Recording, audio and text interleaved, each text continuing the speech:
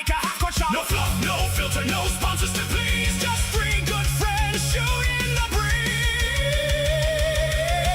When they're live on the web, head over to the tube. Check the RSS for the audio groove. No corporate crap, it's straight up real. Free truth tellers who say what they feel. Get on with it. It's the voice of the street, a podcast dream that can't be beat. No suits, no scripts, no prime time spin. It's a crew gives a damn and will not quit. So raise your glass and shout it. It's time to get on with it.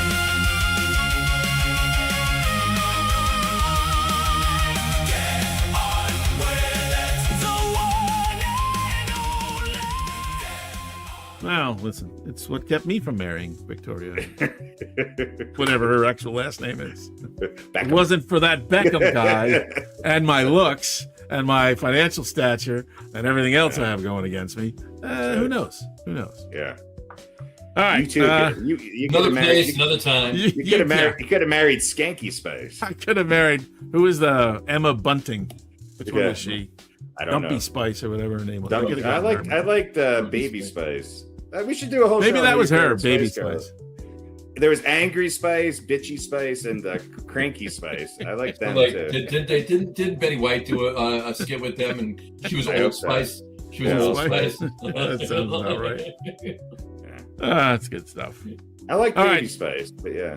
Yeah, I think that was her. Mhm. I think I could have got with Baby Spice. Baby Spice, maybe. What about We can set that up. Cinnamon That'd be- Spice. I'm sure she's still. Apple Spice. All right, everybody, welcome out to the Get On With It Sports Show. It is Wednesday, July the 29th, 2026. Jersey Johnny coming at you. With me, as always, is none other than Mr. Radio Pete and Mr. Harry Lugnut. Say hello, gents. Peace out, brothers. Peace and salutations all over you. All right. How are you guys on this fine midsummer evening? Well, it's that time of year where I wait to see if Brian Cashman's going to do anything. Yes, this is very true. This is very Yeah. true. By Yeah. the time we have a next show, it'll be well after the fact. And Well, I'm going to ask you guys about that sort of thing later on in the show. we but- should talk Fantastic. about that. We should talk about Yeah. that. I will say this, completely unrelated to sports. Which is always the way we like to start these shows. It's the way, I don't know if you guys are familiar with Family Guy, but Of course. there's the song "If Everyone Is Special, Then No One Is Special," right? Right. That Peter sings. So I kind of feel that way about as I doom scroll through Facebook Reels about all the stuff that comes on about AI and everything on the internet. Because everybody comes on and goes, "This is the most insane thing. Such and such just released a new update that's crazy." Everything is the greatest thing that ever happened to computers and AI. And I honestly, I feel embarrassed to say this, but it took me months to realize that no, none of them are. None of them are, and none of them are real people. It's all avatars. And they're all just hyping some bullshit. And so I was constantly checking them out and researching them and looking to see if any of them really did what they say they do. You mean you None of them thought when the shark jumped out of the ice and started playing guitar and then ate a giraffe, you thought that was real? I thought that was a video. Hey. It could happen. I thought that was a video I would be able to make for free forever. Oh, I got it. Because the avatar of Julian Goldie told me I could. It's just I'm gullible for those sort of things, at least as far as checking them out, because I want them to be true. I want there to be something that's easy to use that I don't have American to. than AI. Something to placate our laziness and ruin the earth while doing it. Yeah, absolutely. But it's all bullshit, folks. All bullshit. And when it costing those of us buying new hard drives and new computers more money and wasting time waiting for it. So There we go. all part of that. All There's But our other tech than talk. that, I'm That's great. been Tech Talk with John, Pete, and Harry. There we go. USB-C my ass. All right. That's when they All ask right. me, is it a USB-C? I'm like, I have no idea. It's this one. Say, can you USB-C? This one. This one. I just bring everything with got me this in a one right big. here. It's this. Whatever this is. Just it's like a Whole Foods bag with just all my shit in it. It's this. You have this? You just pull it out of the Yeah, thing. you know and why ask, anyway. I need Hang one on, of I these. got it in here somewhere. Yeah, I need one of these. Another one of these. I heard some guy today. He was talking about Apple, and he was saying that Apple is looking to build the AI on their own machine with, like own all the hardware, and then they can own all the software instead of making, stuff that's accessible to different systems. And I was like, well, of course, they're Apple. That's what they do, right? Sure. When you buy a new phone, you have to buy a new charger because there's only one that works, So I didn't feel like that was any sort of revelation, but apparently and he goes, it's different than what other companies do. And I go, no shit. That's the way Apple's always operated. Yes. For a long time it was a good thing. They're still better, but it's not the same. That proprietariness can be taken a little too far. Absolutely. And Harry, to your point of what we were talking about before the show started with hard drives that are, what they were one price a couple of years ago, and now they're even more expensive and everything else. There's another reason for that too.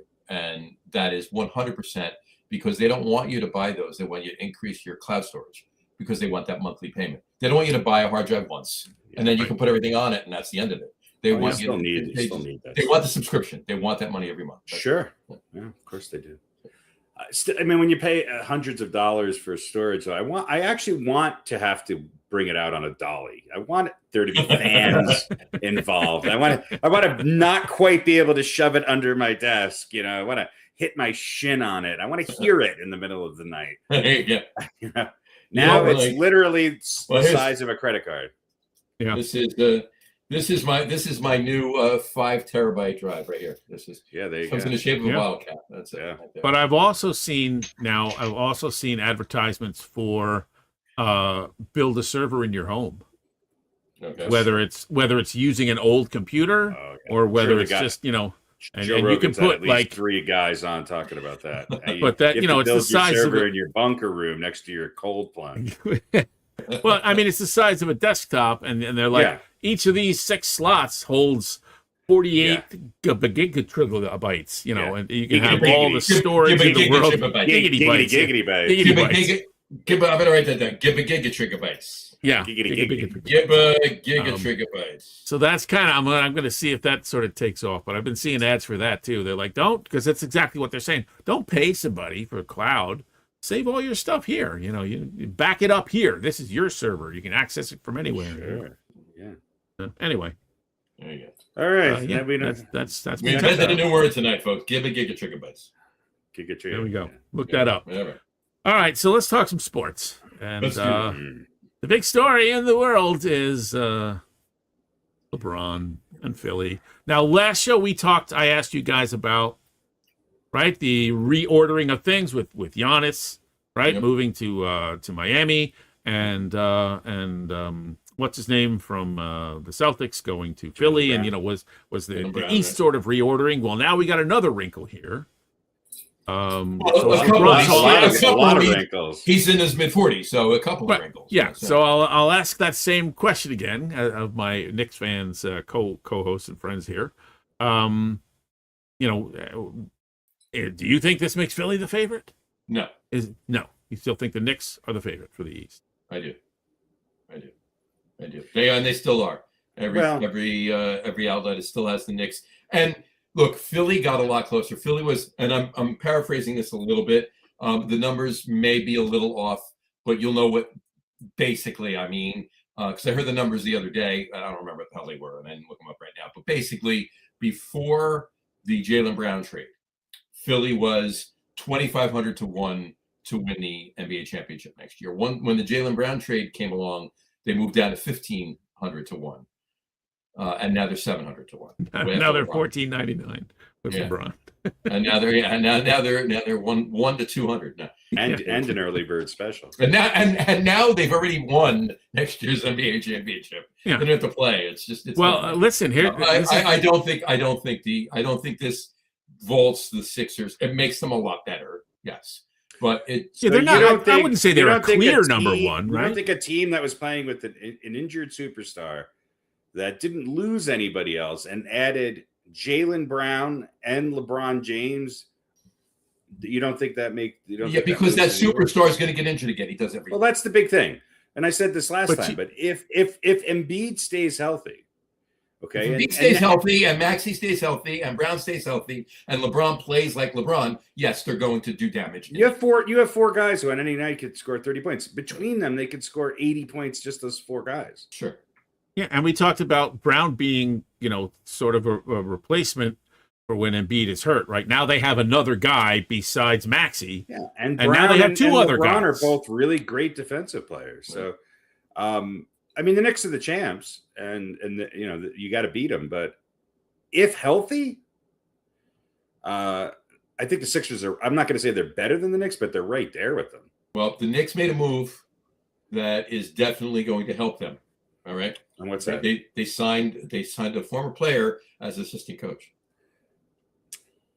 Okay. They didn't actually.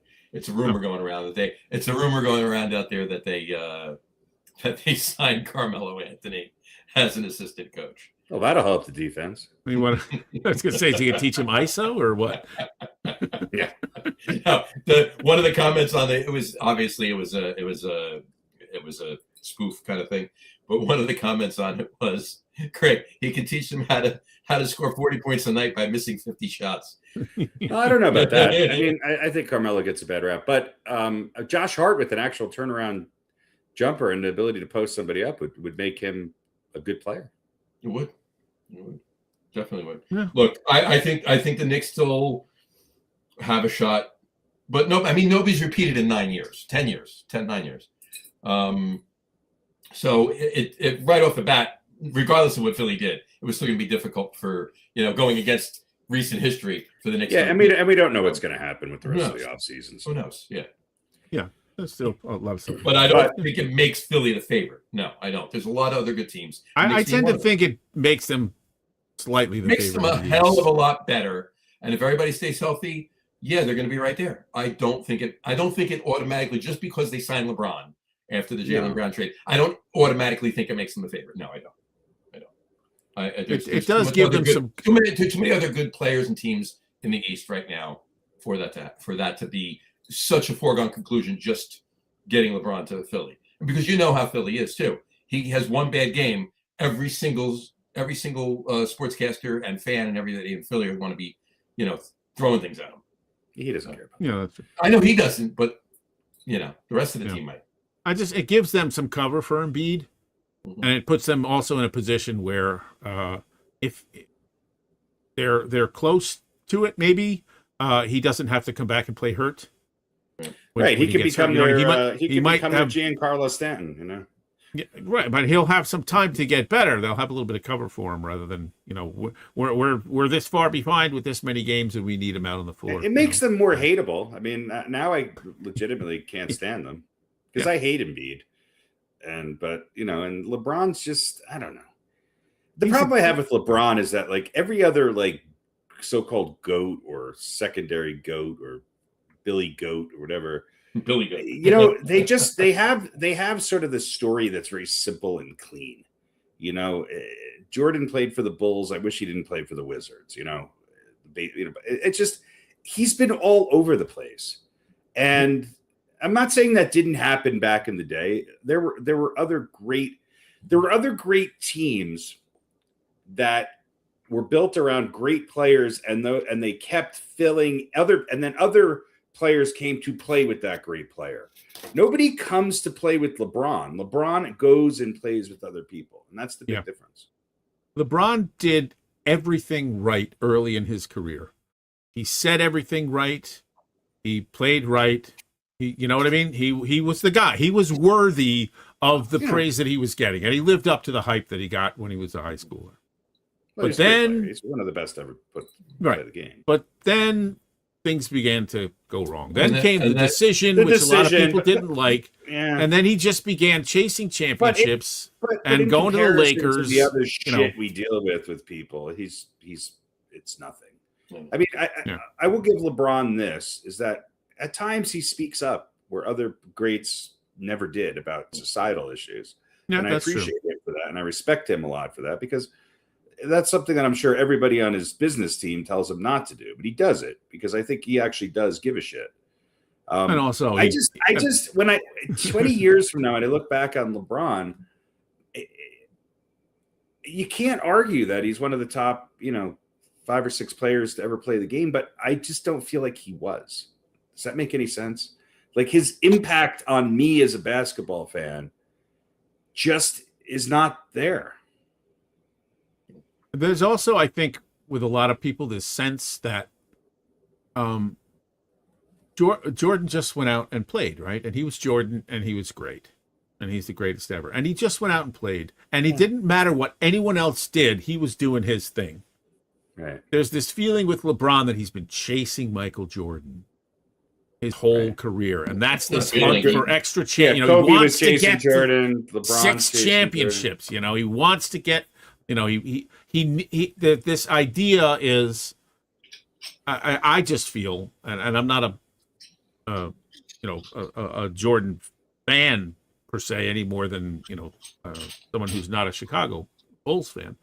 He wasn't chasing anybody, or that's what I'm saying. They went to him, right? Or if he was, he never said anything.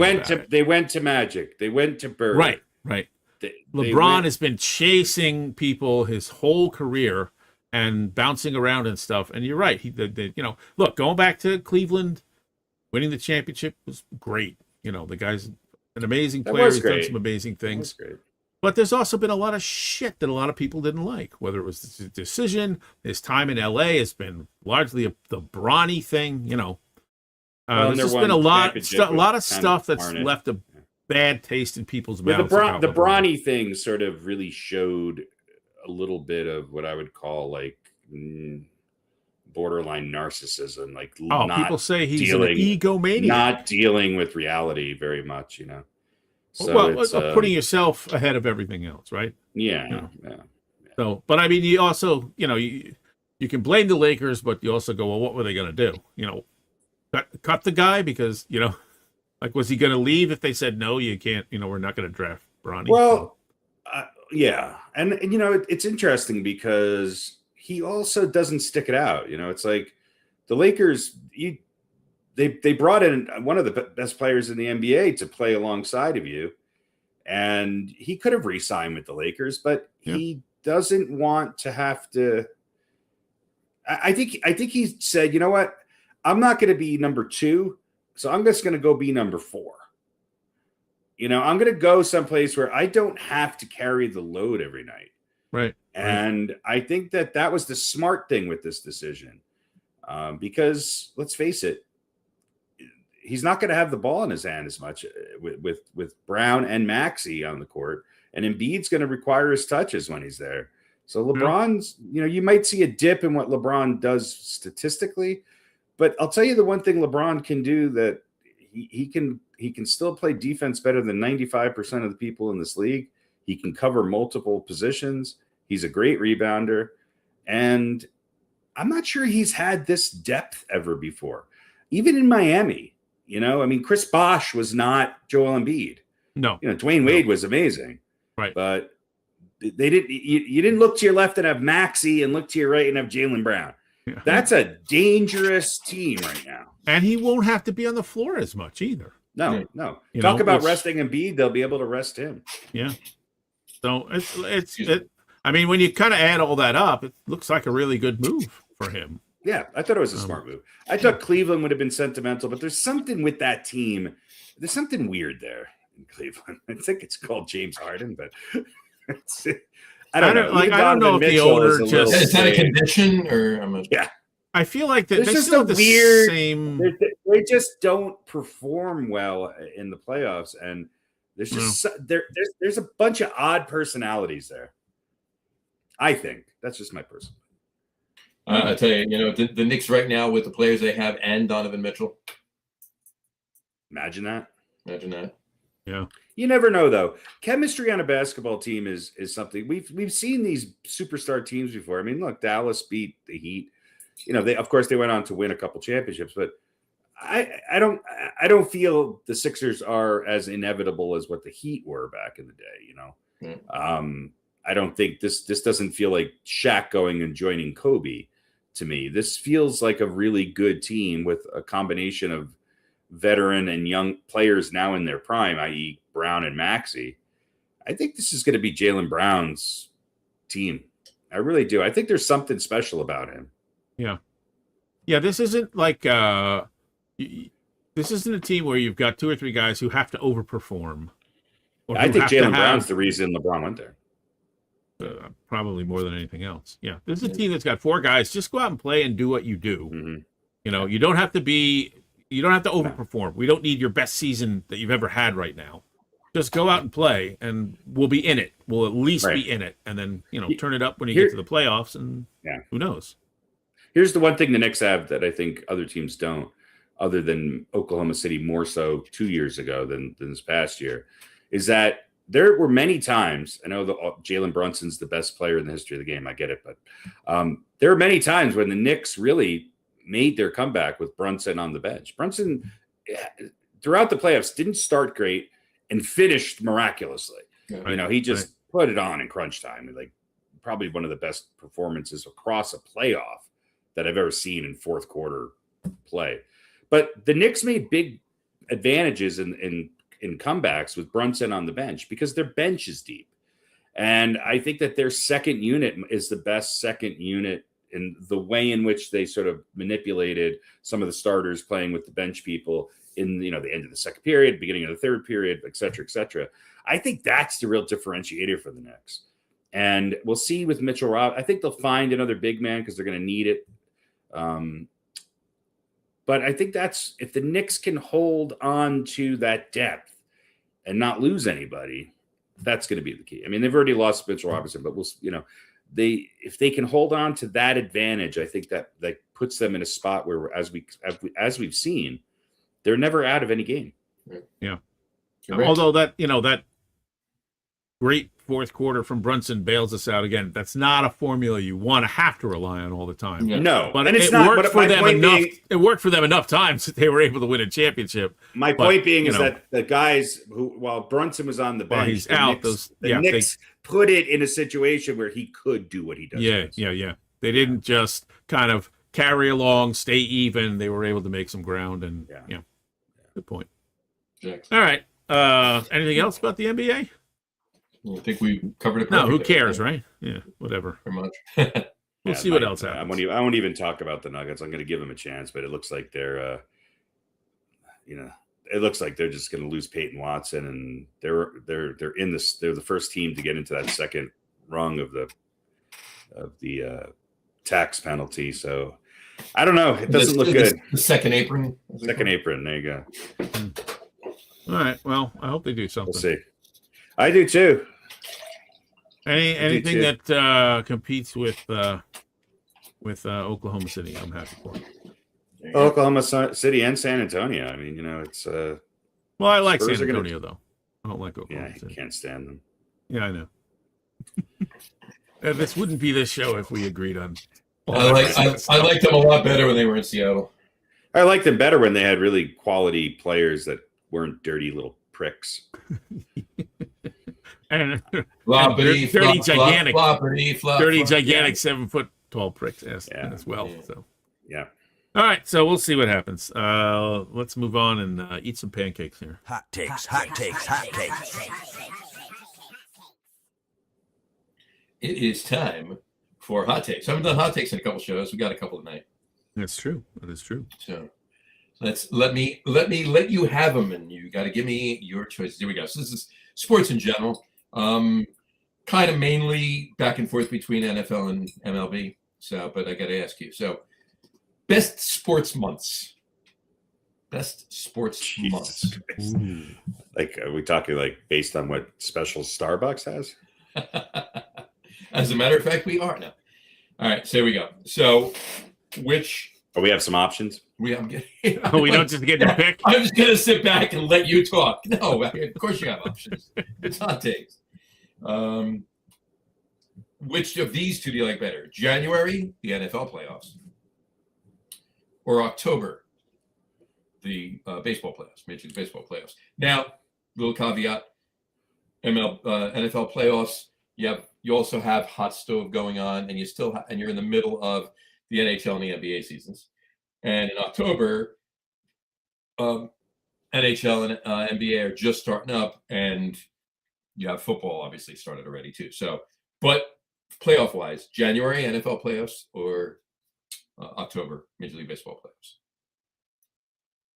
That's easy. It's October. What we like better? What we like better? Yeah. Which would you prefer? It could be. Yeah, it's got to be October because you get to see the baseball playoffs and you get to watch football as well. Plus, it's the best weather of the whole year. True story. Yeah, that's a good point too. All Maybe right, for October. you. Yeah. The West. Yeah, really. October's not actually usually here on Long Island. October. No, October. That's when we have some of our 6 or 8 days in between summer and winter. You know. Yeah. Yeah, really. Where it's 85 degrees one day, and then the next day it's 42 degrees. So, Pete, do you remember I guess it was probably like 4 years ago at this point, we went out to Montauk. Yeah. At Remember that Montauk one Road. time at Bandcamp? Remember one time back? No, it was a Saturday at the end of October. It was like 85 degrees that day. oh, it's beautiful out there. It was a gorgeous friggin' day. And Global warming is nice in October. It's not so nice in August. All right. I love it. All right. That's true. Next, April, Major League Baseball opening, or September, NFL opening?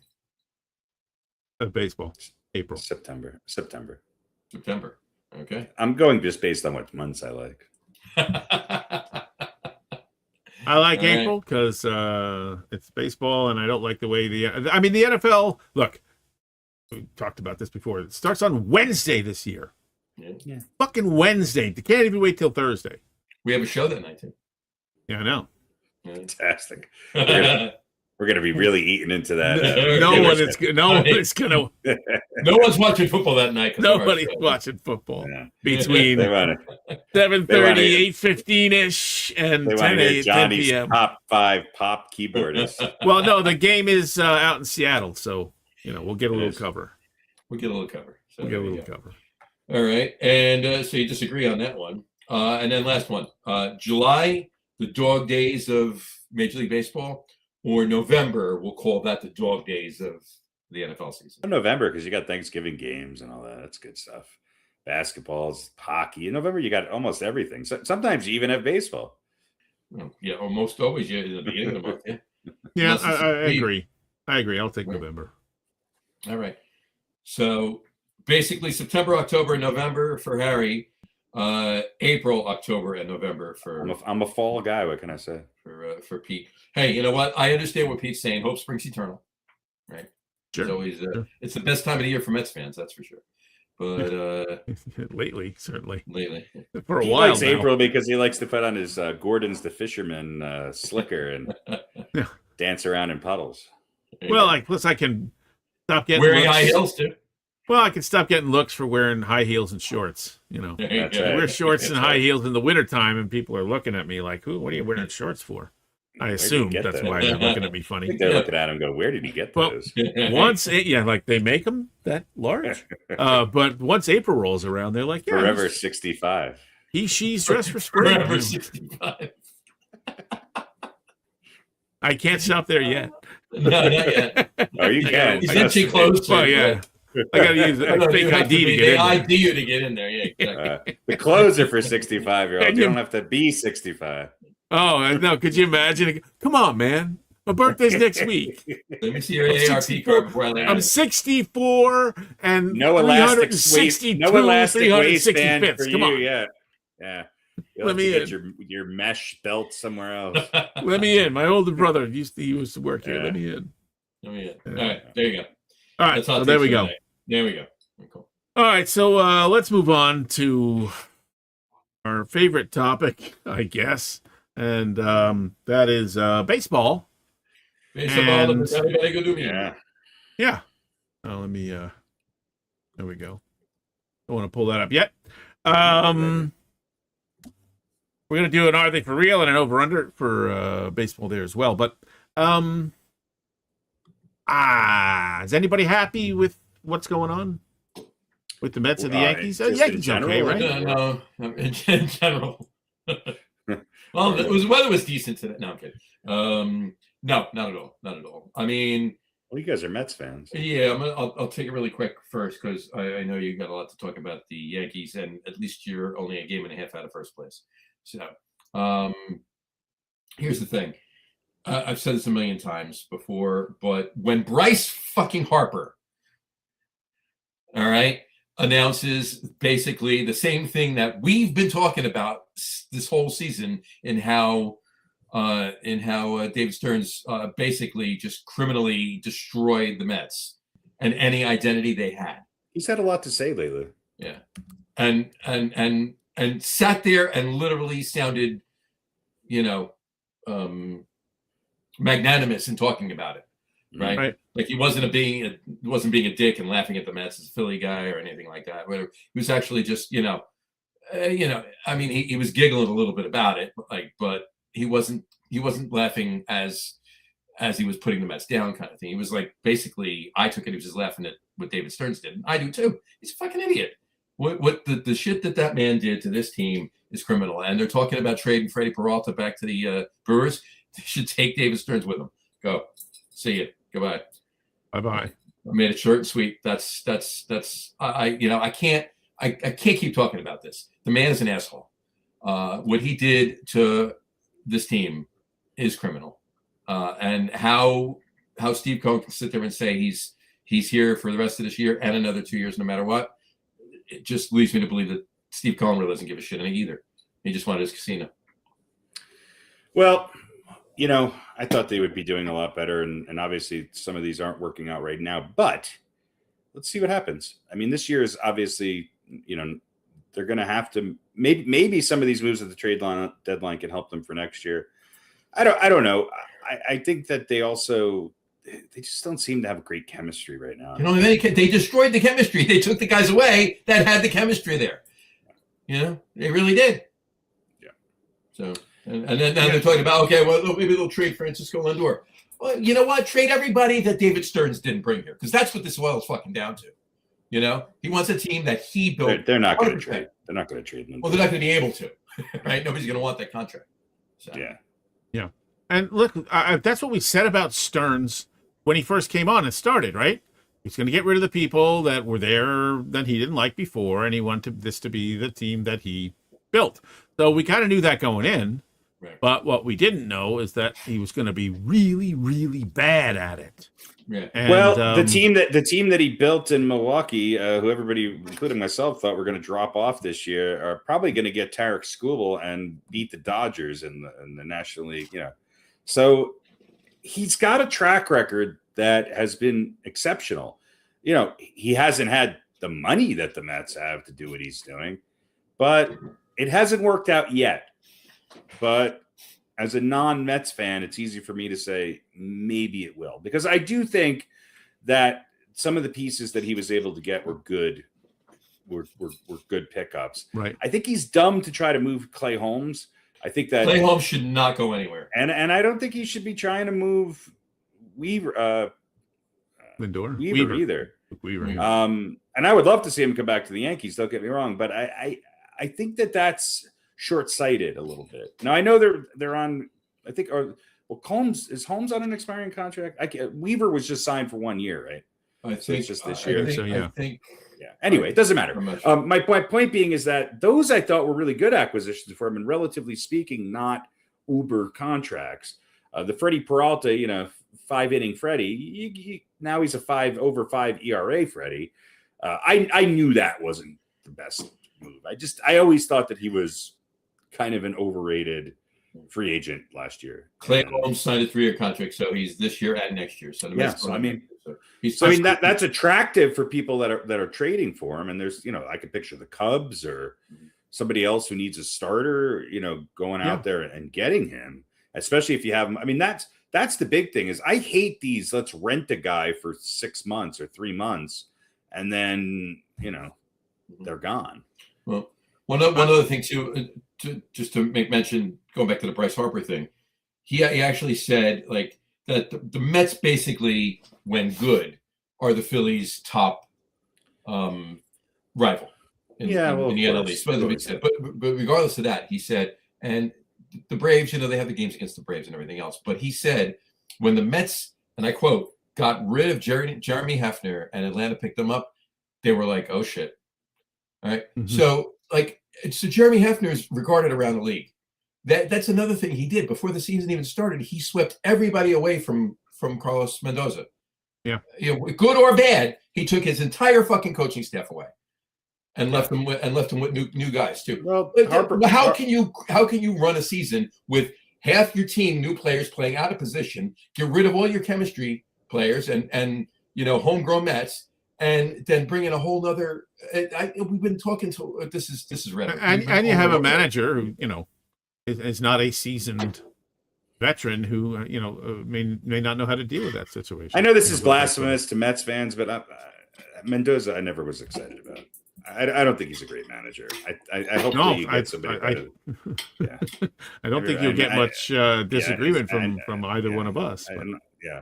But we'll see. Look, I know Bichette hasn't been what he was last year, but he's starting to play.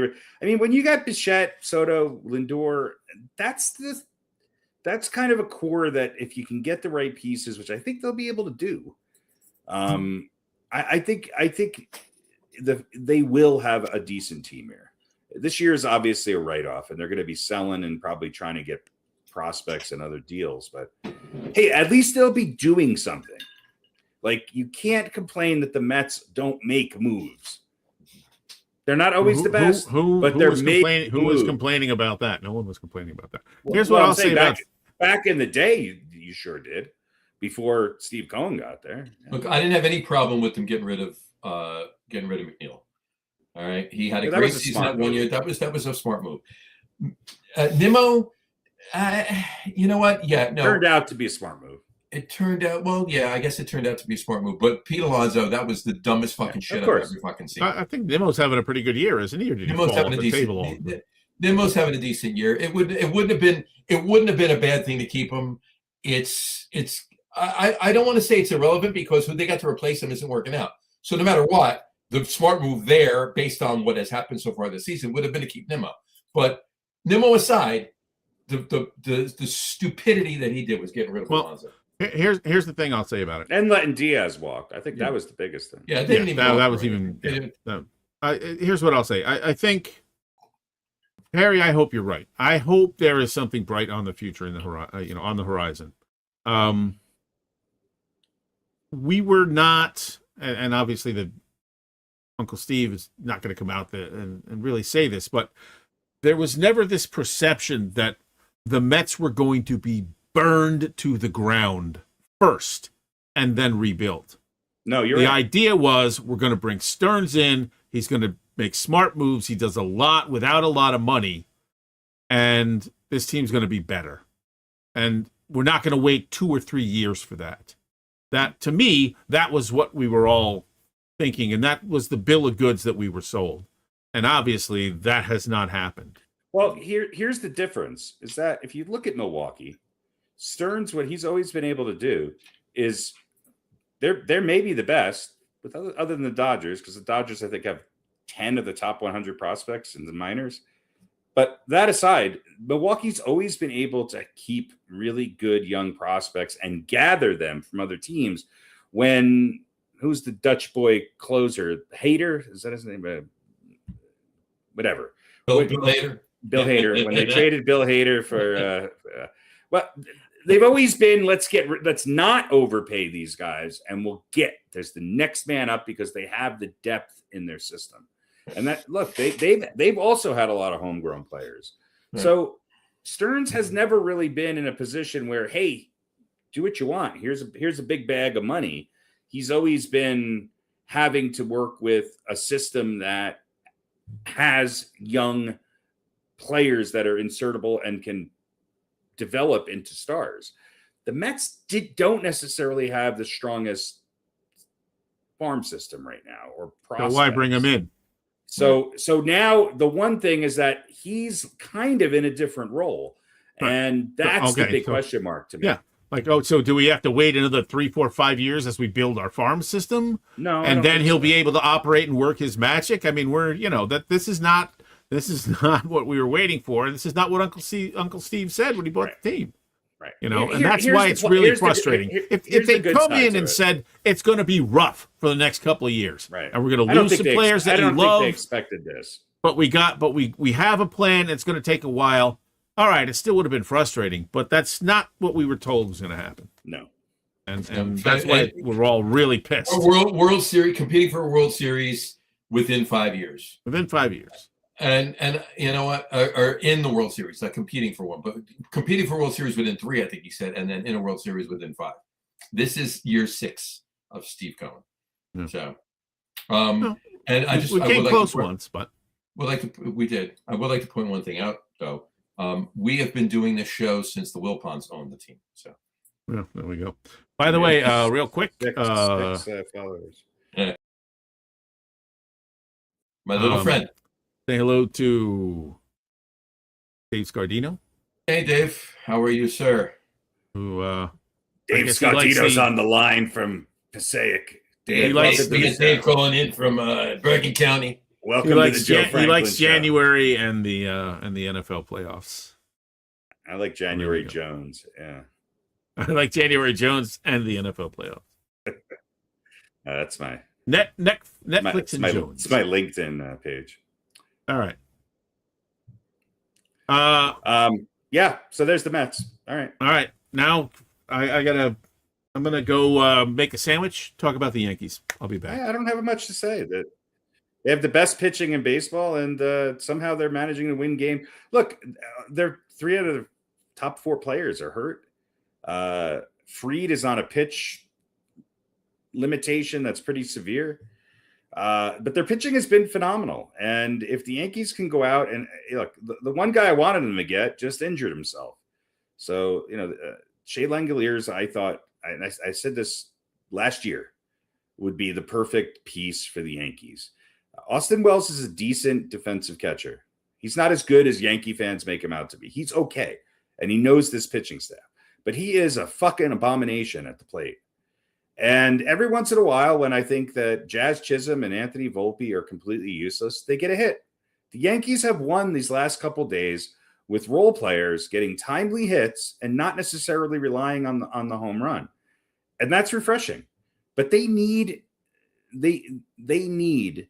to make some moves. And I think if they can get what's his name, the catcher from the Twins, and Mason Miller, they got a fighter's chance. Would they be favorites? No, not at all. But they've got a fighter's chance to win the American League. And with the way in which their pitching is going right now, I think I texted you guys about a week and a half ago, and I said the Yankees have 25 games coming up at the time, all against good teams. Okay? And I said, if they win 9 of those, I'll be surprised. Well, so far they're proving me wrong, and it has everything to do with their pitching and some timely hitting. And so guys like Sanchez behind the plate, maybe Anthony Volpe is finally kind of breaking out of his slump a little bit. Jazz Chisholm has hit the ball a couple times. He's dropped, Volpe and Chisholm still make me nervous. Yeah. They've got major holes. They're not a great team, but Cashman has to go do something because I don't think this last year too. Yeah, I don't think nothing. I don't think Stanton's coming back. No, he did not do nothing. He got David Bednar at the trade deadline. Okay. He also got Duvall, who hasn't worked out. He got Jake Bird, who I think is still a project. Is probably going to be sent down to the minors if he hasn't already. I think he has been already. So he did do something. But they need a bat, and especially if Judge is going to be out for any significant piece of time. But there's not a lot of great bats out there. So double down on what you got. If you have a starting rotation of Cole, Fried, Schlittler, and Rodon, okay, and then you can turn for 2 to 3 innings of Bednar and Mason Miller. Well, listen, it might also be time for some Mets to go to the Yankees.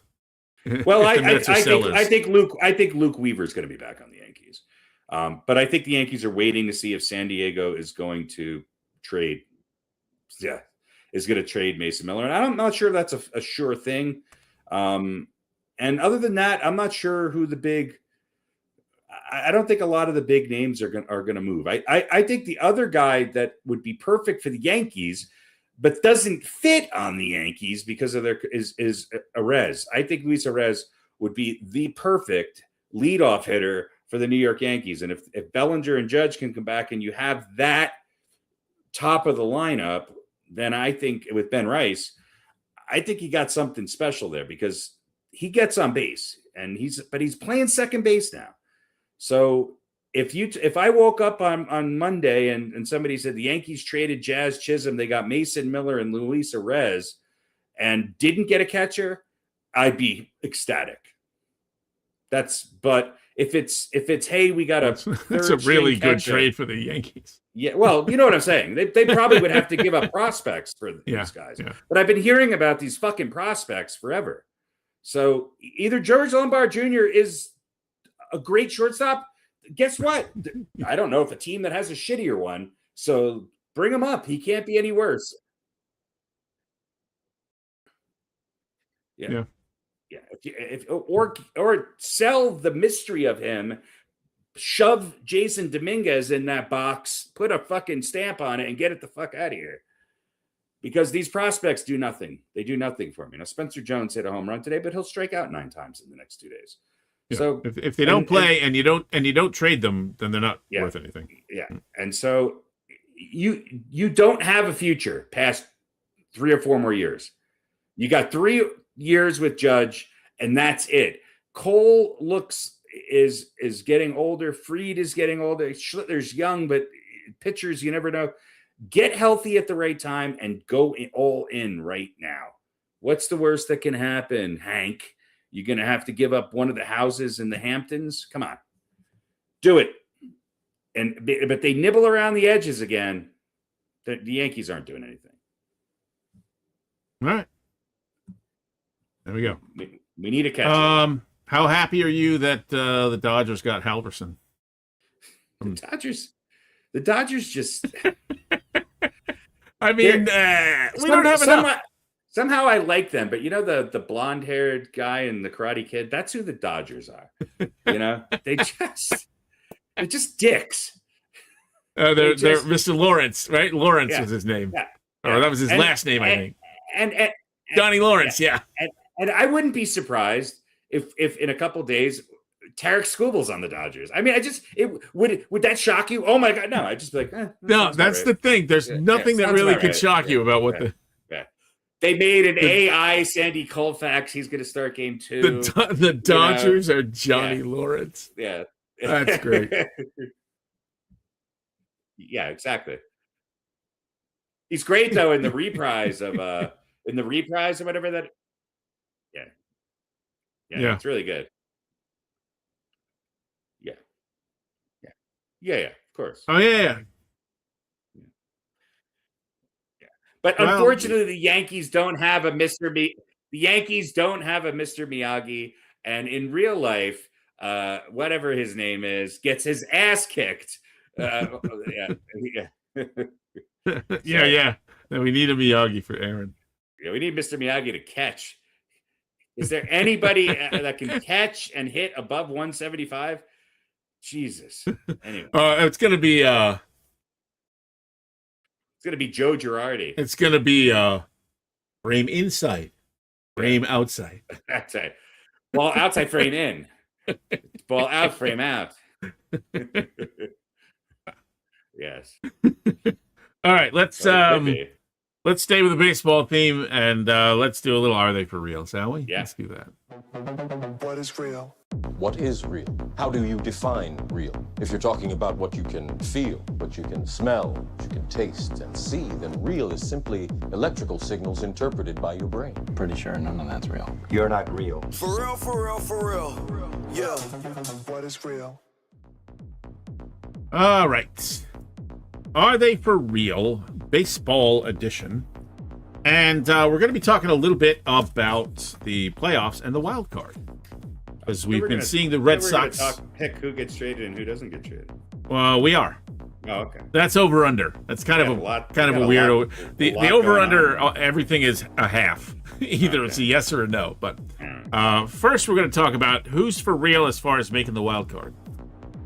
All right. So right now in the AL, it's the Yankees, the Red Sox, and Cleveland heading into tonight's action. With the Twins, Houston, the Mariners, all within 2 games.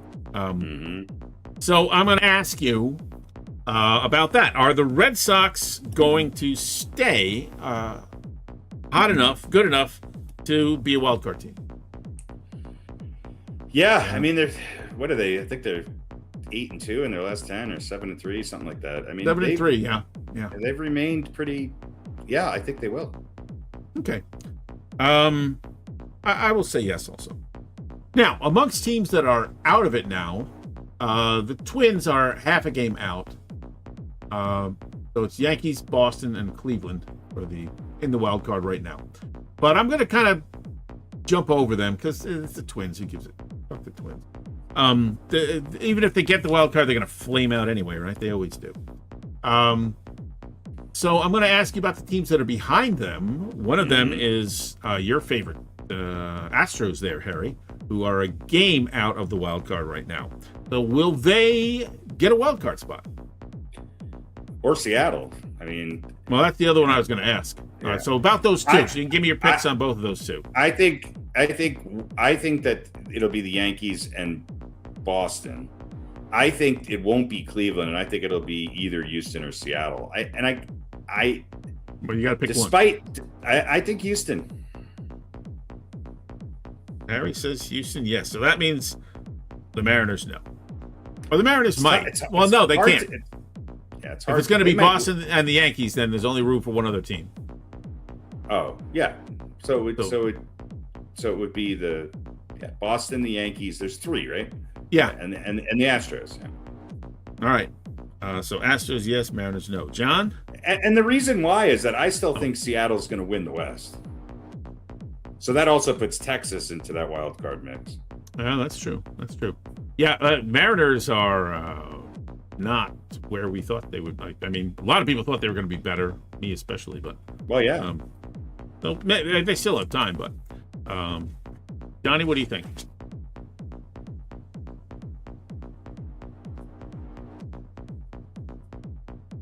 All right, so the Astros, no, and you're both saying no because you think they will win. I said the Astros, yes. You said the Astros, yes, and John says Texas. So that means it's a no for the Mariners because they're going to win the West. All right. I'm not convinced the Mariners are going to win the West. We'll see. Maybe they'll make some moves. I don't think it's going to be the Astros. I will say yes. I think the Mariners are the 3rd wildcard team. Or then maybe the 2nd wildcard team. Who knows? But so there we go. So let's move on to the West, where right now we have the Cubs, the Diamondbacks. How about that? And the Phillies as the wildcard teams. And we've got 4 teams at 2 games back: the Padres, Pirates, Marlins, and the Nationals. I'm going to leave the Marlins and the Nationals out of it because I'm just going to go with 2 other teams. But first, let's start with, I'm going to say the Diamondbacks. They're virtually tied going into action today with the Phillies for the 2nd/3rd wild card spot. And again, a couple games up on the Padres and Pirates. Will the Diamondbacks hang on to a wild card spot? I will go first, and I will say yes. Yeah, I think they will. John? All right, they're hanging on. Okay, so and Philly's a wild card. Yeah, Philly's a wild card too, but fuck Philly. So I'm going to ask you about 2 teams, like in the AL. I'm going to ask you about 2 teams. Philly's slumping right now too. Yeah. Well, I'm going to ask you about 2 teams who are out of it. So which one of them you think?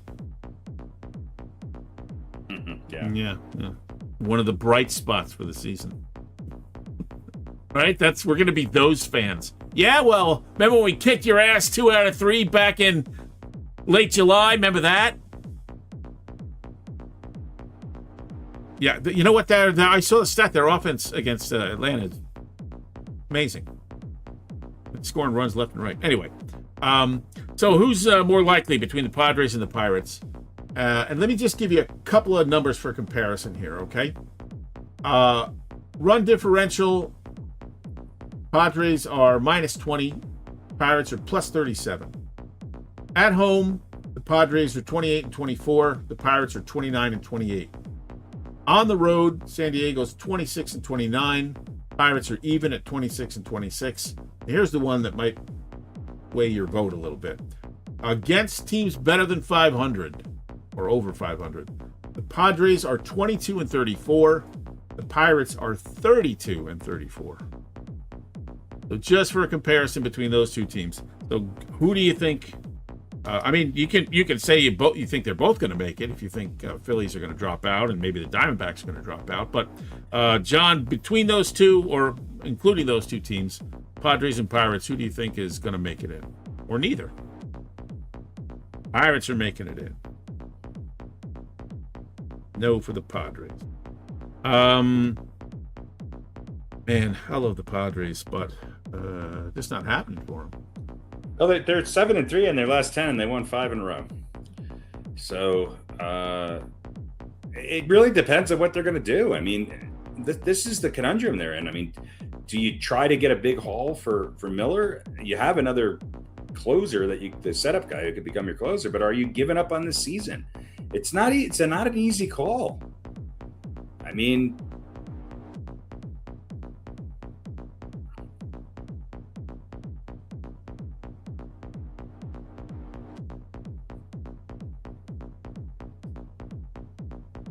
right. Yeah.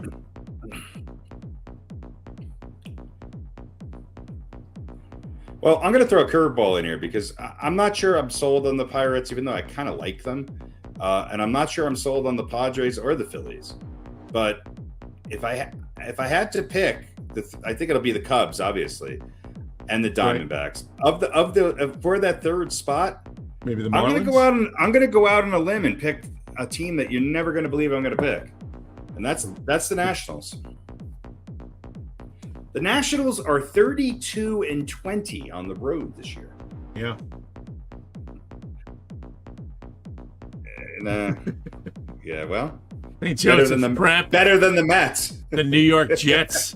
I think they played one weekend. So no, they haven't actually. That's the thing, is that like they're winning and they're kind of. There's rumors that they might go big in this trade deadline, and it's they're one of the teams in the mix, and look, this might be their best opportunity in years. They won 2 out of playoffs. 3. They won 2 out of 3. I mean, their recent games they've been pretty, they're winning series. Now, granted, they played the A's and the Rockies, but they won, I think, 2 out of 3 against Arizona. They beat, they got a tough schedule coming up here. They got to play Atlanta, Philly, the Reds, the Cubs, and then the Mets in this next, grouping of games. And then they go to play Texas and Miami. So their schedule is not easy, but there's something about that Nationals team that I like. I think they can do it. Are you going to put them in place of the Phillies and say no Padres, no Pirates? Yeah. All right. And I will put in the Nats. And it's a dumb call, but it's just that's who I'm rooting for. Yeah, listen, stranger things have happened. All right. I'm going to say yes for the Pirates, no for the Padres. Although, listen, the Marlins and the Nationals are both, only 2 games. They're all. Well, I think the 4 Marlins teams. were the hottest team in baseball until recently, and I think they were 2-8 in the last 10. So,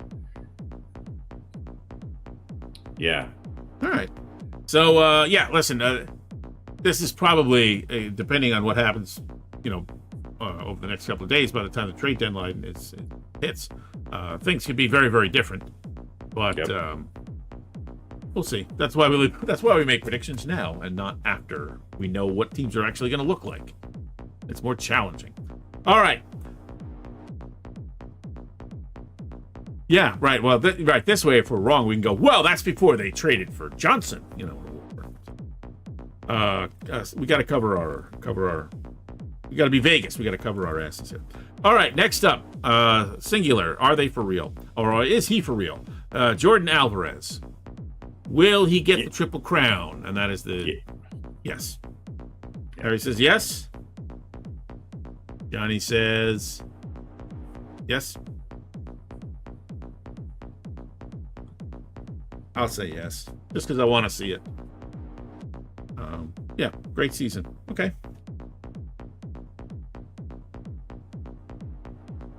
Okay, there we go. I was not aware that he had won the Preakness and the Kentucky Derby. The funny part is he's a jockey. but he's got trainer power. Oh yeah, he's. All right, so that is it for Are They For Real? So let's move on to a little bit of Over Under, which is also baseball related. Well, I've got no chance of losing this time.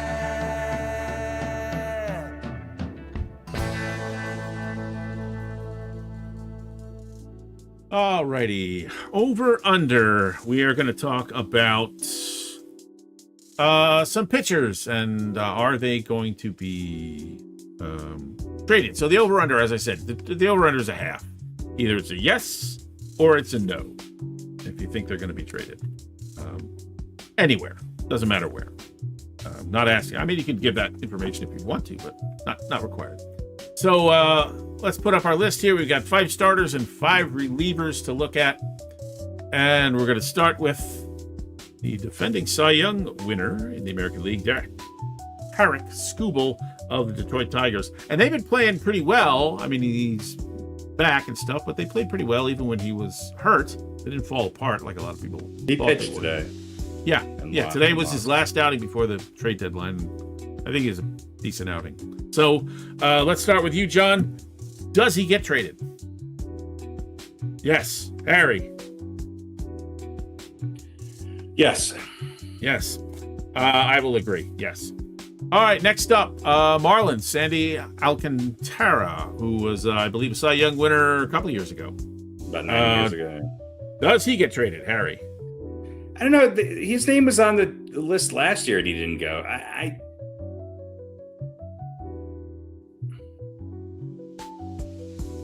Right. I think he stays there. All right, John? Yeah. Yeah, and look, the Marlins are right in it, you know? I mean, as far as they're close to a wild card. Yeah. This would certainly put a hurting on them. Although I don't think, I don't know his numbers, but I don't think they're equal to his Cy Young year, but I don't think they're bad. So I'll say no as well. All right, the aforementioned in our Mets report, Clay Holmes. Okay.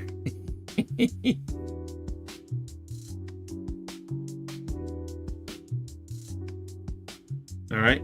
I'm going to agree with you. I think the Mets are sellers. Harry, you probably want them. Would you be happy if you went to the Yankees? No. They don't need a starter. They need relievers, and I don't think he wants to be a reliever anymore. I don't think he's going to go anywhere. I think Weaver will get traded. They have 2 more years with Holmes. I don't think they're going to get the haul that they think they're going to get for him. If they do, then great. It might, but it better be a really, really good deal, because if not, starting pitchers don't grow on trees. And this was one of the successful, I think, rehabilitation projects for the Mets this year, because Clay Holmes couldn't pitch and wet himself out of a paper bag last year.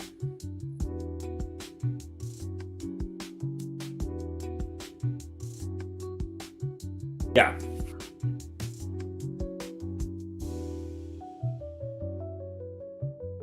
Yeah, I get it. I get it. I hope he doesn't go, because I actually am pretty happy for him there. I think he's had some injuries, but I think he's got a future there. If he does go, I think he'll be on the list of a bunch of teams, but they better be willing to give up some stuff. If he does go, I see him pitching for the Cubs. Okay. All right.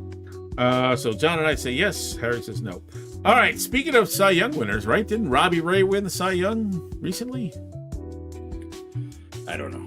I feel like he did. On the Giants, I will say he's going. Giants are sellers. Okay, John. Harry? I don't know. Sure. All right. It says yes. And last up, Mariners, Luis Castillo. If you guys think the Mariners are going to win the West, do you think that's going to happen with or without him? He's not going anywhere. All right.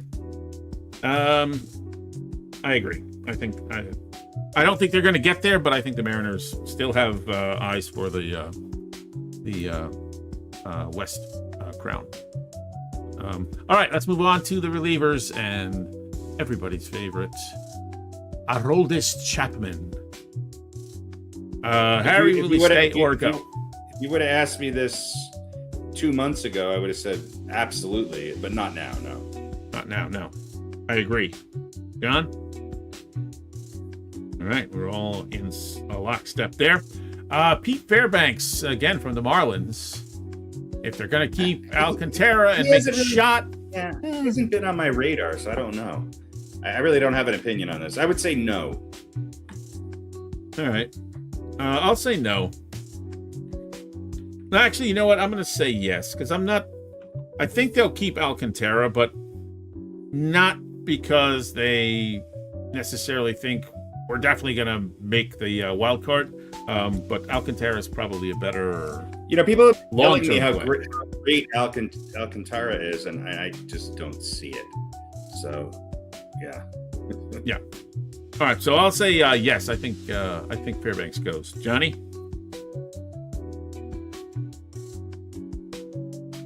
No, going to stay. All right.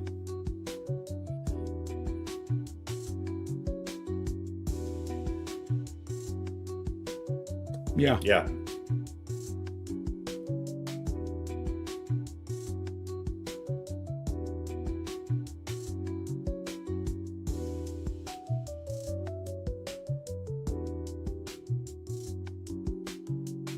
So if they don't move him, they could end up getting nothing for him.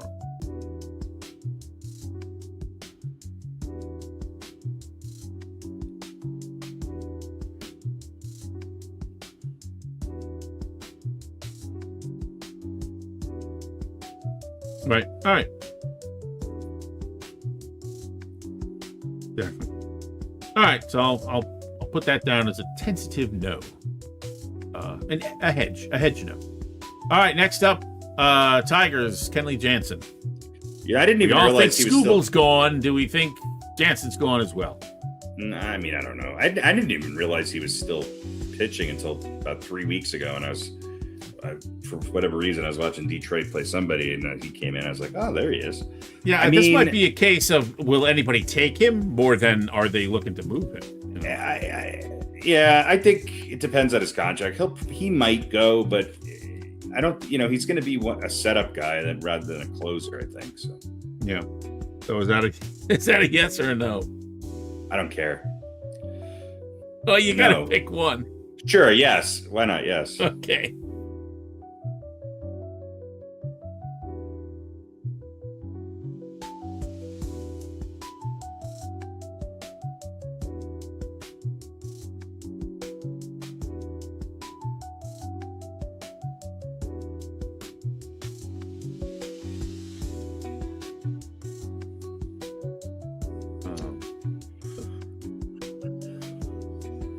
The Dodgers. Oh, yeah. Well, then he's definitely going. All right. So Yeah, is that a yes what or are they no? going to do? Make them like their social media? Major League Baseball that is allowed to have 75 people on the roster. Yeah. Yeah. You know. Well, half of them are hurt all the time. So. Well, they have their IL isn't like a 10-day or a 60-day. It's like a 10-hour or a 16-hour Or a 6-year. All right. All right. They all seem to get yes better or no? at the beginning of October. Yes, he's getting traded. All right. Next up, we talked about him before, Mason Miller of the Padres. I hope so. Why? Because I want him on the Yankees. Oh, that's why. Okay. You know what? I think the Padres think they have enough, not to compete this year, but they want to keep their pieces there. So I'm going to say no. I'm going to say I think he stays. Johnny? He's not going anywhere. The Padres want way too much for him. Okay. And next up from the Blue Jays, Jeff Hoffman. I think he stays. I mean, I don't know. He's been all over the place, hasn't he? Is he on an expiring contract? I don't know what his deal is. I don't know. I thought his numbers were pretty good, but yeah, I don't know. I'm gonna say no. No, I'm gonna say yes. He's a valuable guy though for a competing team, especially if you need a guy who can do a couple innings of middle relief. So, Toronto. See, I think Toronto's having a down year, but I don't think they want to get rid of all these players that have helped them be successful. That's the thing. Like, okay, we're 5 games out of the wild card. It's not out of reach, but there's a lot of ground. Now we got to jump over the Tigers and the Orioles and the Mariners and the Astros last year. His But ERA that doesn't is mean- up this year, though. that doesn't mean it's going to be a fire sale. So, but I'm going to say yes. I think I think they'll field offers for him. All right, John. He's getting traded. He's going to Philly. Getting traded and going to Philly. All right, there we go. So The Dodgers could beat him up on a new team. we all say yes on Skubal. We all say no on Alcantara. We all say no on Chapman. Yes on Jansen, and we're mixed bag on everybody else. So There you go. we will keep an eye on this and report back at the end of August. There you go. What? 4 weeks after it's all been settled, We won't report back at all. Exactly. we'll do a reel next week. Yeah. We'll put up a post about A it. reel. Sure. Why not? All right. Unreal. So That it? Are we done? oh no, not even close. Where's my list? Where are we going to next? I don't. Shuffling papers back there like Craig Kilborn. Oh, there we go. There we go. Oh yeah, we're going to just a quickie. There you go. Johnny's favorite segment graphically. Yes, it is.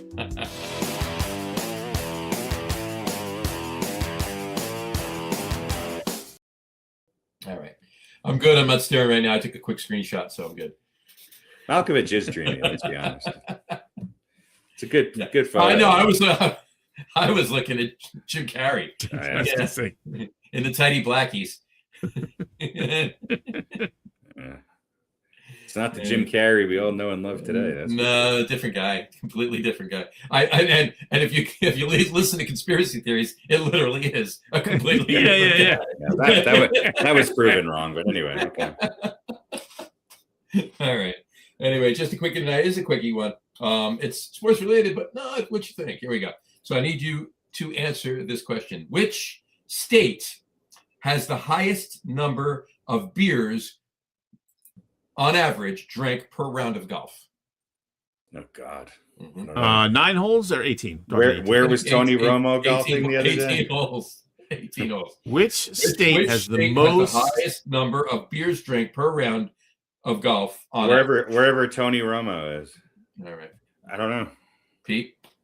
How do they measure this, by the way? Just obviously polling and stuff like that. I'm gonna say Arizona. Arizona. Not in the hot. top 3. Not in the top 3. Not in the top 3. No. All right, Harry. Colorado. Colorado's not in the top 3 either. Hmm. All right, I'll say. How about Florida? Florida is number 2. 4.8 beers per round on average. That's it. Well, that's on average. So some guys have 1, some guys have 9. I mean, No, is but it still. is it the obvious one? What might that be? I don't know. It's the cliche drunkest state with everything. It's Wisconsin. Wisconsin is number 1. Yes, 5.2 beers per round of golf on average. Is that true? Wisconsin's the drunkest state? I never heard that. For golf. Well, I don't know about that. but For golf? Or I've drank plenty of beer in Wisconsin before. So I guess that makes sense. Yeah. I never really thought of that before. All right. So what's number 3? Number 3 is Texas, 4.6. And what are they doing with that 0.8 of a beer? They're just throwing it away. They throw it in the pond. I mean, come on, Wisconsin, just do a 6-pack. Jesus Christ! Come on. Half your beers are They water. open it's hole 18. They've already teed off, so they only need that 0.2 to get through the hole, and that's it. That's what she said. There you go. Yeah. You need that 0.2 to get through the hole. It's that Extra 0.2 point, beer too. gets you in the hole. There you go. 5 is one thing, but 5.2. Yeah. Start at the S and work your way through. Yeah, there we go. All right. Just a The quick phrase of the year for get on with it. There you go. All right, so we got a little NFL here to talk about, right? Something Just specific a that Johnny wants to tease. talk about. Little So, tease of NFL. Little We tease. haven't run the NFL intro. This is not the official intro, but let's run it. Why not? We're going to be doing it soon, right? The season Next show. Yeah. Why don't we Next show. save There we it? go. Yeah. No, it's not that good. It's not worth saving. We can improve on it.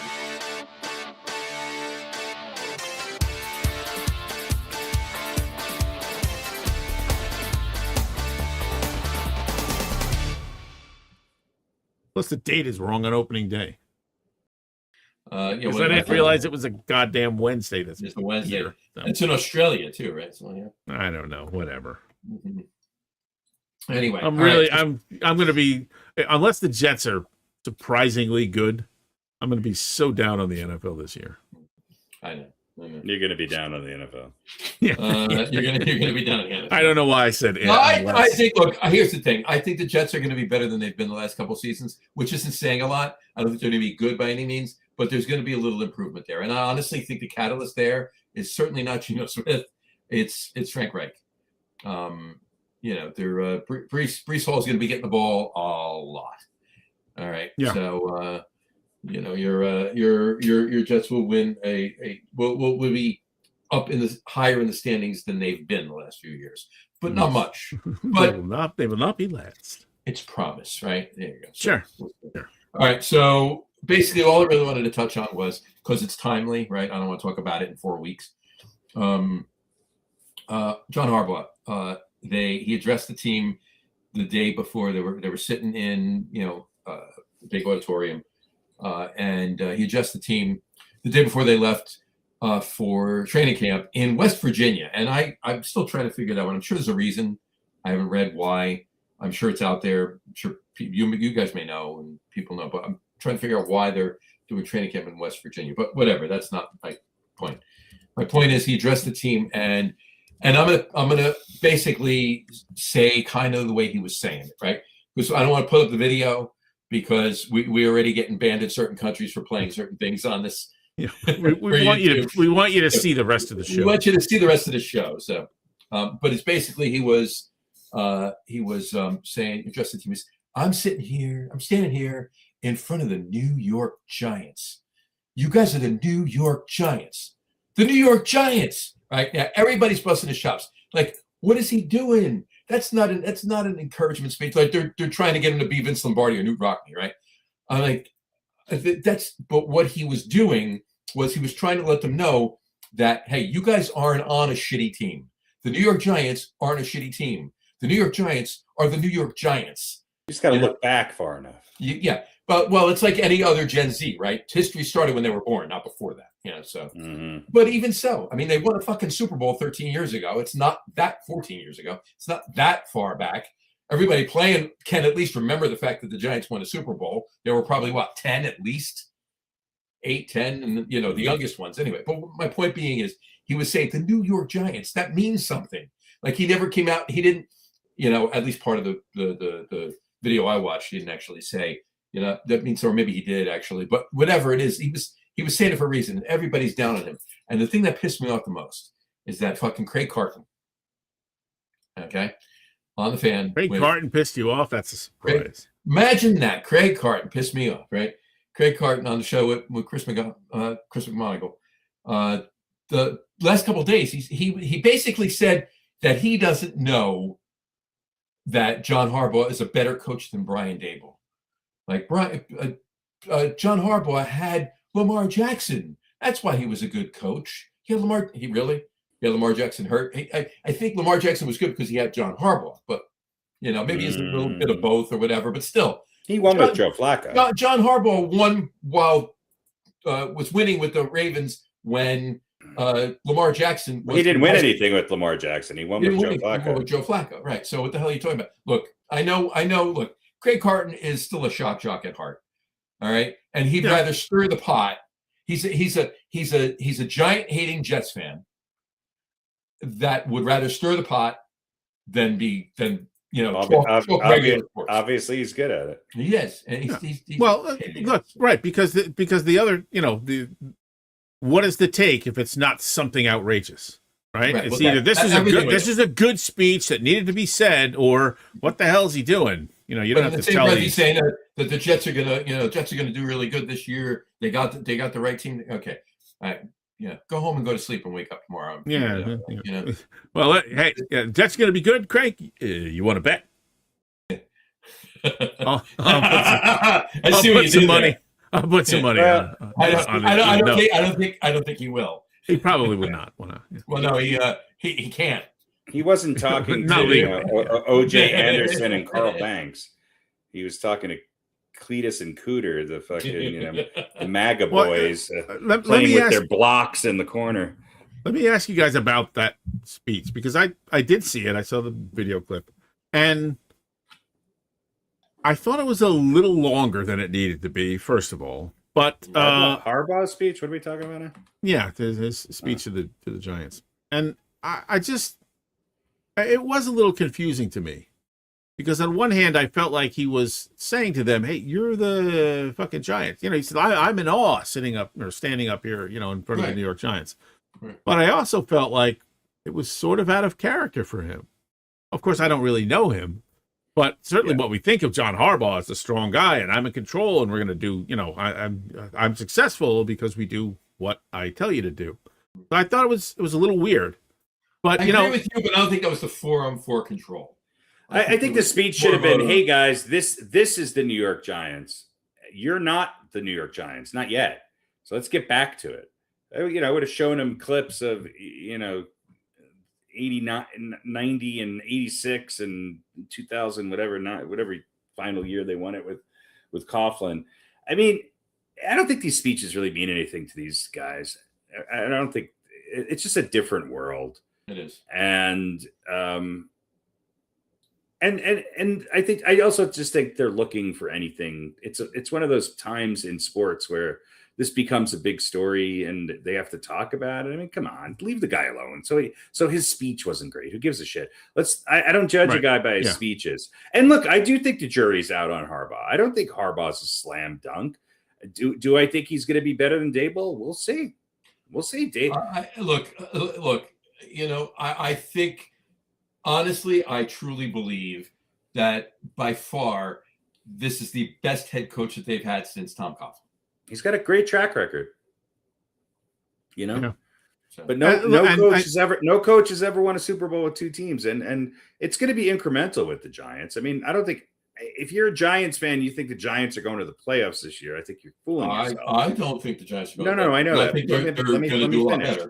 But I think if the Giants win 5-6 games this year, then that's a really big improvement, and it's a step in the right direction. I'll tell you what they're going to win on the next show when we do our picks. But this is the one thing I'm always right at.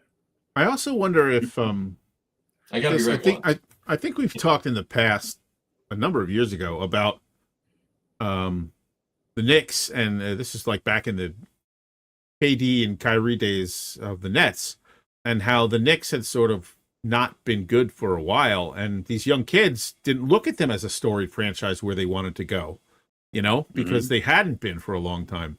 And so I wonder if this was kind of something like along those lines, where Harbaugh is kind of reminding young kids that this franchise has a history, and you are now going to be part of that history. Yeah, maybe. And you got a lot to live up to. And maybe that was the point. Because it wasn't a rah-rah speech, and it wasn't we're just going to be so fucking good, we're going to go out and kick everybody's ass. It's sort of in between. So I wonder if he was trying to reach out to younger kids and remind them, just explain to them that this is not just a football team. It's the Giants. And nothing changed on the Knicks. The only thing that changed on the Knicks was that Jalen Brunson's dad played for him. He grew up, a stone's throw away, and he was able to convince a couple of his Villanova buddies to come to the Knicks. That's what changed with the Knicks. Now that might change now that they're champs, but I still don't think the Knicks are as a desirable location as the Lakers or probably the Spurs now or the Thunder, but a little bit more sustained success, and they might sort of get back to because like John said, history starts when you're born, right? As for a lot of people who don't, and we've talked about this, who don't look back, who don't study history, who don't learn it, and obviously they're not old enough to have lived it. So maybe that's maybe a little bit more, another couple of years of success, and people will start to look at the Knicks as that destination. Right. But I used to joke, I was shitting my diaper when the Knicks won their last championship, and I thought I'd be shitting my diapers when they won their next. Well, listen, if this what's the foodborne disease? What's the super poop disease that's going around? I think it's called diarrhea, Colostomonory or whatever it is. Yeah, Cyclospora. It's called the shitstorm. If that had hit just a few weeks earlier, then you might have been shitting your diaper while watching the Knicks, or you would have had to put the TV in the bathroom. I don't typically eat, or just move it out. You can look down the hole. But it's a vegetable-borne thing, so you would have been susceptible there. It's just cheap lettuce from mega corporations that serve mostly fast food. Yeah. Anyway, so all right, it was kind of a weird speech. I think Harbaugh's a weird guy. I think the Giants are a weird team. They got a bunch of weird fucking players. They're a weird team, man. You got that. Are they going to be like that guy just had his entire body recreated. He's still doing backflips and he can't stick the landing. Yeah. Are they going to be sort of like the 2000s Red Sox, just those guys, those weird guys? Yeah. Just a collection of characters that somehow pull it together. They don't have Big Papi, though. That's the problem. They don't have Big Papi. This is very true. All right. I mean, let's face it.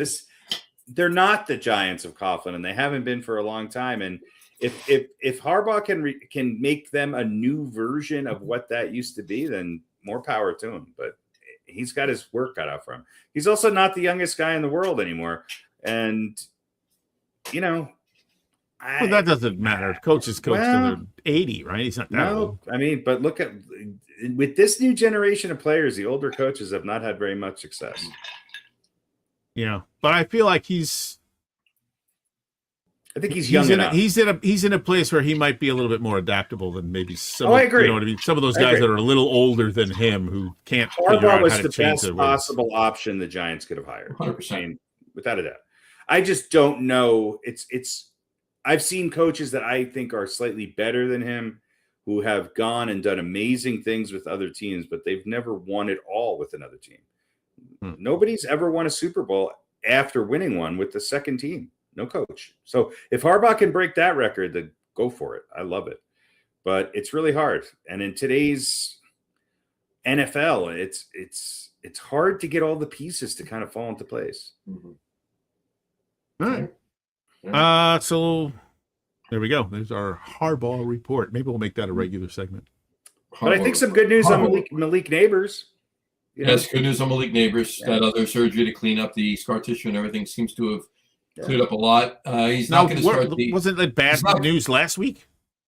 No, it was a couple weeks ago. It was a few weeks ago. Okay. Then he had that surgery. We didn't know. Yeah. Okay. Yeah, that's what it was. Yeah. By them toying around with OBJ, I thought it was a sign that Neighbors was in a worse position. Well, but the Giants were being a little bit cagey. Yeah. And then I think maybe some of that press made them go, hey, listen, let's just get out in front of this. And why don't you get out there and do a really shitty motivational speech? And that'll make people forget about forget that Malik Neighbors might not be back. He's not gonna know. And Cam Scadaboo's still doing backflips. He's not gonna Malik Neighbors is not gonna start the season, but he's not gonna be out for that much of it as we thought. And he's not gonna start the season on the pup list. So I think he'll be back by probably November. No, he'll be back before that. You think so? He'll be back in October. All right, okay. 30 days before. All right. So let's one day. He'll be back in October 31st. He'll be back on Halloween, and I projected him to be back on the 2nd. What is the last? You're wrong. What is the last Sunday in October? 31st. Yeah. I think he'll be back by like week 5 or 6. That's my point. All right, well, we'll see. All right. All right. Let's move on to our new favorite segment. There you go. Johnny's more five. segments. Yeah, Johnny's just one five, yeah. more. Johnny's Just 5 one is more. great. Well, then one more, and then we got the World Cup wrap up, and then the tennis report. We don't then we're have done. you guys. Don't do that, so. Fuck All right. that thing. Well, Thank let's God do it's Johnny. over. Let's do Johnny's 5 first. Young instinct beagle. Johnny's 5 is a list we call Johnny's 5. Johnny's 5. Johnny's 5. Yeah! Was that the girl from Just a Quickie singing that? Might have been. All right, there you Might go. have been. It was actually John Harbaugh singing. It was John Harbaugh. All right, gotta love it. Gotta love it. All right, Johnny's 5. tonight's Johnny's 5 is top 5 dive bar foods. My top 5 dive bar foods. Is that Ashtray right? nuts. Ashtray nuts is number 1. Should I bring them myself? There you Where you go. bring the nuts and the bar. Well, the bar can't even provide an ashtray anymore. You can't. They smoke can't even inside. provide ashtray anymore. I dated myself with that one. Yeah, ashtray nuts. Ashtray nuts. A good band name. Ashtray nuts. That's got to be a song. Write that down for log. Yeah, Seriously. well, you got Ashtray it. nuts. Just put I the used to word, eat my nuts out of an ashtray. just put the word Johnny in there somewhere, and I'm good to go. Johnny's ashtray. Johnny's ashtray. Imagine- Don't touch Johnny's ashtray. Johnny's When ashtray. was the last time you saw an ashtray anywhere? Oh my god. I Well, mean, I mean, miss them. I have a cigar ashtray out back, so Of course does you that do. count? Or are you talking about? It's like a Yeah, regular no, that counts. cigarette yeah. ashtray. No, So last time I saw an ashtray was last night while I was sitting out back on a cigar. that's great. No, I not think last you should show us all your ashtrays on the next. I have one podcast. out back. That's it. So I'm gonna buy you an ashtray just because I see them all the time at like vintage stores or thrift stores, and I'm like, this is really cool, but I have no use for it. I guess you don't really have to use it. You just look It at could it. be could like be, a pencil holder if it's got the little Yeah. ridges for like a cigarette, Or you could whatever. put your nuts in it. you can put your ashtray nuts. Yeah, exactly. Or you could stick a fork in an apple. That's Or you can right. stick a fork in an apple. That's right. Yeah. It's a chip and dip now. It's not an Yeah. ashtray. It's a chip check. There we Oh, go. hang All on. right. Before you get into it, we've got someone who obviously accidentally stumbled onto the podcast. Nice. Sergio, who asked if we watched WWE. Should. I will tell you, sir, sparingly for me. When I'm flipping Yeah. through the channels and it comes on, I usually Sparingly. watch for 5 or 6 minutes, but that's about it. Watched it a lot more when I was a lot younger. Yeah. Watched it a little bit when my son was, from maybe like 9 to 14. He really was he liked Monday Night Raw. I took him a few matches, so watched it a bunch then. But he's 26 now. I haven't seen it in probably 12 years. So sparingly though, just like Pete, nothing else on. I'm like, I haven't watched watch it since Piper's Pit. There you It's go. bad. It's bad that we don't watch it, or is it bad that we? Or maybe both. Is it bad and it's bad that we don't watch it, or Or are we bad? Or are we bad that we don't watch Are you it? suggesting that we watch it's bad that we don't watch something bad? I'm gonna watch WWE. Done Yeah, check it out. I used to like it. Sergio's I'm going back to recommendation. I'm going back to when Piper's Pit. Well, before that too, and Andre the Giant before Oh, the yeah. movie star. Yeah. There you go. Do not Do not watch it. There you go. Oh, okay. Well, there you go. You justified what we You already thought. justified what we All right, we're on There you the go. same the Cheers, same page sir. as Sergio. Thank you. Yeah. All right. Thanks, Sergio. Thank All you, right. sir. Thank you for checking Anybody in. else Thank has you for any watching. recommendations for things we shouldn't watch? There you go. We would. Actually, Please let us know. That's I the do enjoy best. that. That's a new segment. No, where I people want to know just- that. Actually, I do want to know what that. So should it's we saved not me watch? time. Yeah. Things not to watch. Things we hate. Absolutely. Yeah. Absolutely. Hopefully, he wasn't actually talking about this program. That's a possibility too. Yeah. I mean, Well, he's I not would- listening to himself. I would Do not probably watch agree with him if I wasn't on it. I agree with him, and I am on it. So All right. All right. Top All right. Johnny's 5 top Johnny's favorite five- Johnny's dive five bar minutes. snacks.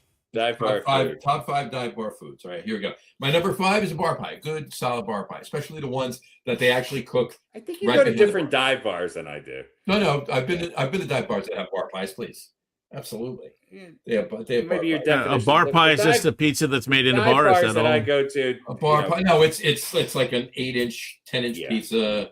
Usually irregularly cut sometimes. Usually regularly cut. They throw it in like basically a toaster oven behind the counter and until it gets all like super hot and whatever and crispy. Take it out, boom, it's always Then crisp.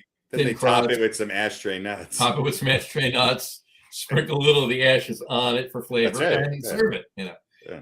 exactly. All right, bar pie. I like it. Bar pie's number 5. I like Number it. 4. A lot of dive bars I've been to, they usually make some of the best BLTs.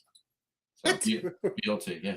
Where the fuck are you going? I'm not talking about a dive bar that gives you a shot and a beer and they don't have a kitchen and everything else. I'm talking about obviously dive bars that have food. All right. I got Jersey's different, man. I gotta go to dive bars. You grew up here. I know, but I would never think of ordering a BLT at a bar. Absolutely. That's fantastic. Absolutely.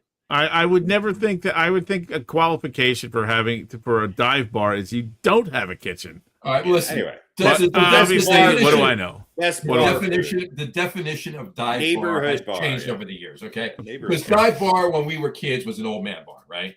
And that was shot in a beer, and you were lucky if you got a bowl of pretzels or ashtray nuts, and that was it, right? Dive bars now are still dive bars. They were the same bars that were those old man bars when we were kids. But now they have a toaster oven. They have a toaster oven. They have now the old men are hungry and want a BLT. And they want a BLT bougie and some bitches. pizza. So, It's anyway. the bougifying of a dive bar. Exactly. Is escargot going to be number 3? No. Frog's legs. Frog's legs. Yeah, bacon wrapped fillet, number 3. Yeah, that's right. Number 3, Surf and turf. dive bar food. I would say lobster. It just edges out the tiramisu That's right. and the surf and turf, but And clams on the because of the half shell. bacon. Yeah. If it was just a fillet, then it would be farther down on the list. Yeah. Bacon, don't underestimate bacon wrapped tiramisu because that's Yeah. fantastic. Yeah. If that was on, that would be number 1. Slaw salad was fantastic. The fishy slaw. Yeah, the bouillabaisse is That's right. amazing. Their seared ahi. The biggest spot at my local dive bars in this world. All right, note the time: 1 hour, 39 minutes, and some change. I got to remember that for Yeah. All right. next Number previous 3. clip. Number 3. Number 3. All right. So bar pie BLT. Number 3, wings. Oh, yeah. Okay. Wings. Yeah. Drop in the fryer. Boom. They're fantastic. You could order. I mean, most dive bars. How many you want? Like not 6, half a dozen, whatever. How many you want? 3. Give me 9. I want 9. Yeah, whatever. Yeah. Well, since I just finished the sushi platter, I think I'll only have 2 or 3. Yeah. The sushi chef at the dive bar is retiring for the night. So give me a few wings. All right. I'm going to go a quick aside here because you're going to laugh at this. All right. So there used to be a bar, and there used to be a bar up in Neptune, just a couple blocks down from the beginning Asbury Park, right across the street from where Ocean Grove is, up here, up a little bit further up here. Called Clancy's. It's not there anymore. It's a seafood place now. But you don't need to point. Nobody's going to see it. I know. That's true. No, I'm playing to Central Jersey again. Yeah, exactly. Anyway, so called Clancy's. Not there anymore. Pandemic closed them down, so forth and so on, whatever.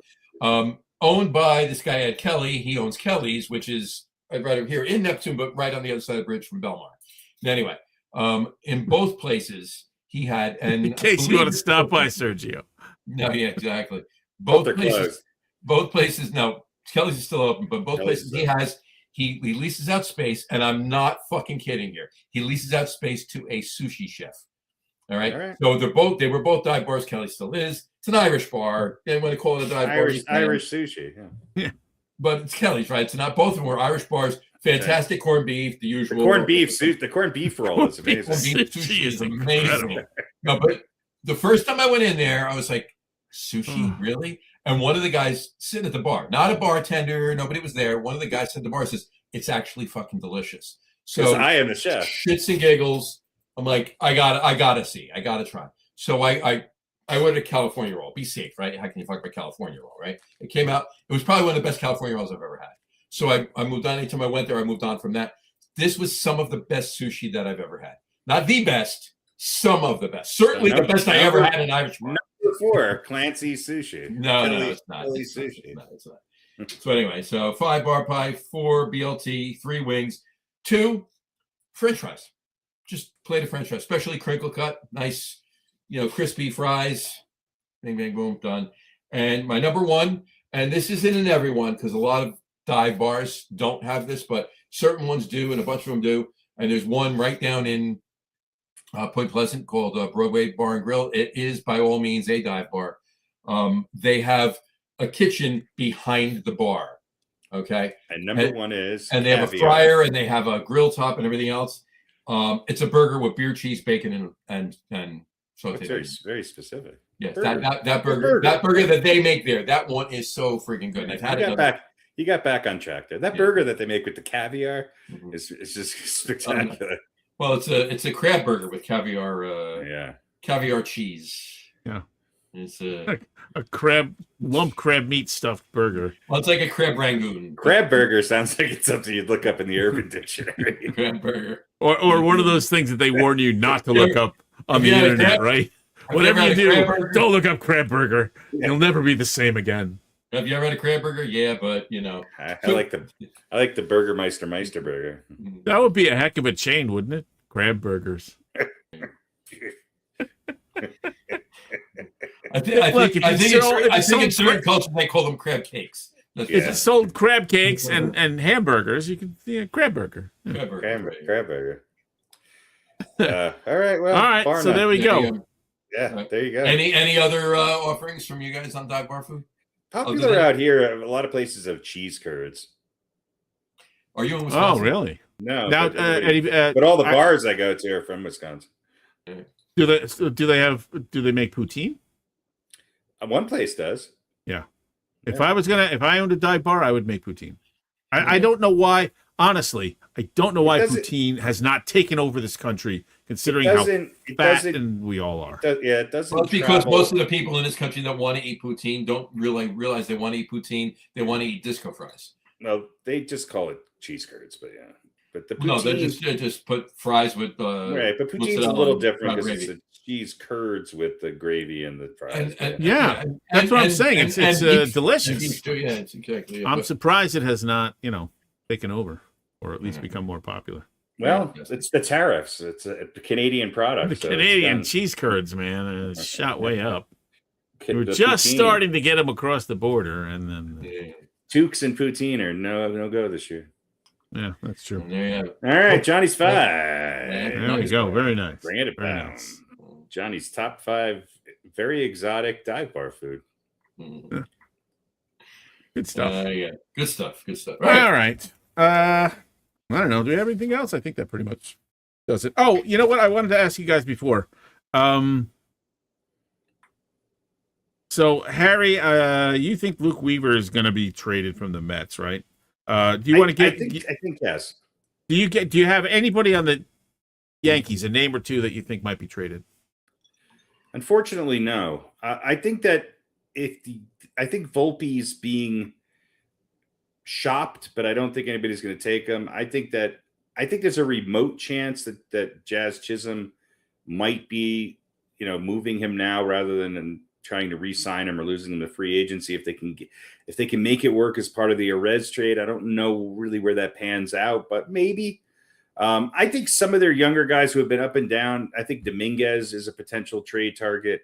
Will Warren is probably, or Ryan Weathers maybe is probably a potential trade target, but I think they're going to use them as bargaining chips to get somebody else rather than just trading them for prospects or something.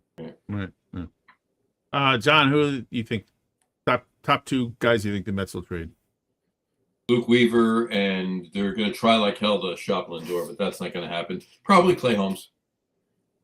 Yeah, I was also thinking. How about Torrens? No, Torrens isn't going anywhere. He's. I mean, I like him. I think he'll be catcher right now. I would bet both him and Alvarez will be available, but it would have to be a nice offer. Two guys. I think somebody else out of position to catch. Yeah, why not? Everyone else is. Two guys I think might go somewhere are Minter and Rayleigh, relievers. Yeah, you know what? You're not They're wrong. both having great seasons. Rayleigh's old, Minter's early 30s, Rayleigh's his late 30s, but they're having great come seasons. back down to earth a little bit, but yeah. Yeah. I think probably Rayleigh a little bit more, but as a rental or a push, that's Yeah, a why not? guy. By the way, the Mets beat the Braves today, and that guy is who pitched for the Mets today. Bobby Ojeda. In the second game, It's Ron Darling. He came out of the booth. He came out of the booth and threw a jersey on He said, I've seen enough. I'm getting out there. him. Somebody's got to Anyway, win. I can't remember who the guy's name was, but I think that guy's got a future for him. He's been looking pretty good, so I don't know. I'll think of his name in the minute we sign off. All right. So there you have it. Shaw Mania. Well, Minaya, I've Minaya. always been hot on, but Christian Scott. Scott, there you go. Whatever like him. happened to who was the Asian kid? Was it Tong? Tong, yeah. You got Whatever hurt, happened didn't to you? him? He's still with the organization? I believe so. I thought he had a bright future too. I mean, maybe he still does, but I'd like to see him pitch a little bit more. Yeah, he's a Mets pitcher. I think he's been hurt, hasn't he? Doesn't matter. Yeah, Yeah, yeah. it doesn't We'll update you next time. We'll update you next time. Yeah. Yeah, he's optioned to AAA Okay. to begin the season. So maybe they just send him down to get a little more. They sent him seasoning. down. Yeah. Yeah, Yeah, maybe they'll bring him up yeah. for roster expansions. I think they probably. Well, when they get rid of their top two starters, they're going to need to backfill him. Yeah, that's Something true. like- Yeah, Right. they'll have to bring him up and put him on. I the just mound. can't. I don't think the Mets are going to get rid of Holmes. Unless I- they get a lot for him. Unless I'm they just hoping- really get a lot. For I'm him. hoping they get rid of two people. I'm hoping they get rid of Freddie Peralta, and They will. Peralta's gone. and David Stearns. Yeah. So can you trade a GM Trade Stearns or for. president of baseball ops? How about Well- trading for a bag of half baseballs? You be careful. Be careful what you wish for, because Yeah, you could get worse. can you? Yeah, you could miss out on spending the next 3 years watching them rebuild. Yeah. And there you have it. Yeah, you could get what was the who the hell was it before? The last GM from the Wilpon era. Well, you guys could steal Ben Rice from us when his contract What was his up in name? a couple of years. The former agent that turned GM for the Mets. What the hell was his name? Oh, Guy Smiley, I think it was. Yeah, Guy yeah. Smiley. Guy Smiley. Scaramucci wasn't it? Scaramucci. Scaramouche. Scaramucci. Remember that guy? Scaramucci. Listen. I almost said Bernie Wagon Blast. I don't know. Yeah. No, Scaramucci's great now that he doesn't, he can say whatever run the the fuck he country. wants, and yeah. Yeah. Scaramucci. I love watching him on the talk shows and stuff. But But, anyway, whoever it was, they're so inept. Bert Burt Lancaster. Campanella. Yeah. It wasn't Bert, yeah. Burt Lancaster. It was Burt Lancaster. It started with a B. Yeah. Bubba. Bert Bonilla. I don't know. Yeah. Bobby Bobby Bain. Bonilla. Bobby Bonilla. Bobby. Bert Wagon Blaster. Bert Wagon Blaster. Well, whatever his name was, what's your point about him? He was terrible? He was No, better I than mean, Stearns? Is that what you're... Well, you know what? No, he wasn't, but, You he take got- him back. You trade he Stearns got for his him right gear, now. right? Yeah. I trade Stearns for him, the rest of the season anyway, but anyway. Yeah. And really quick, before we sign off, congratulations once again to Carlos Beltran, Jeff Kent, and Andrew Jones getting in the Hall of Fame, inducted this past Sunday. So cheers to you guys. There we go. And later on this season, in September at some point, allegedly, the Mets are retiring the number 15 for Beltran. One of the Whatever. games. So, yeah. Whatever. Oh, and shout out He's to Harry Merenstein, who is currently doing the Empire State Ride, where they ride from Staten Island to Niagara Falls on bicycles to raise money for cancer. So I think this is like his 6th year doing it or something. Cool. Gotcha. I don't remember- imagine he's watching right now because I think they rode something like 90 miles today. Probably. So he's probably asleep already, but wanted to give him a shout out. We appreciate what he's doing. Shout out to him, absolutely. And I did remember the name. Brody Van Wagenen. Brody Van Wagon Blaster. I know there's a wagon in there somewhere. Yeah. Weird names. Kiki Vanderway. Kiki Vanderway. SpongeBob SquarePants. SpongeBob Barnut Ashtray. Kent Takove. Kentacle, yeah. All right, so let's get out of here. We're coming up on the 2-hour mark. Yeah, Oh, too wow. long. Too long. About All righty. 15 minutes too long. So Folks. we'll be back in a month. Yes. For Taking those the of next you that are show paying off. attention. A lot of vacation time in August right here. So we'll see you on the 26th of August. Yeah. Like the next show would be on the 12th, so we're skipping that one. So we'll see you on the 26th. Yep. 4 weeks from tonight. Next, So filling in his place is just 2 hours of me screaming at every Austin Wells at bat. And we're going to make reels out of it and put that up instead. there we go. All right. All right. All right. Goodbye, Yeah. everybody.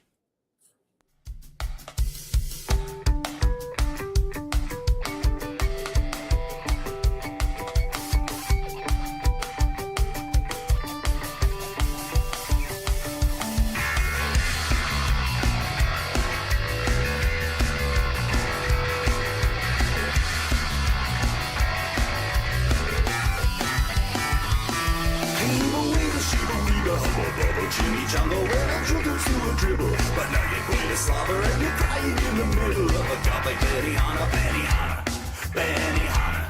Hachi, hachi, hooky, booky, it's a little itchy goo. Reading around the collar, heavy petting up the shoe. You're eating cool lasagna on Wonder Woman with Madonna.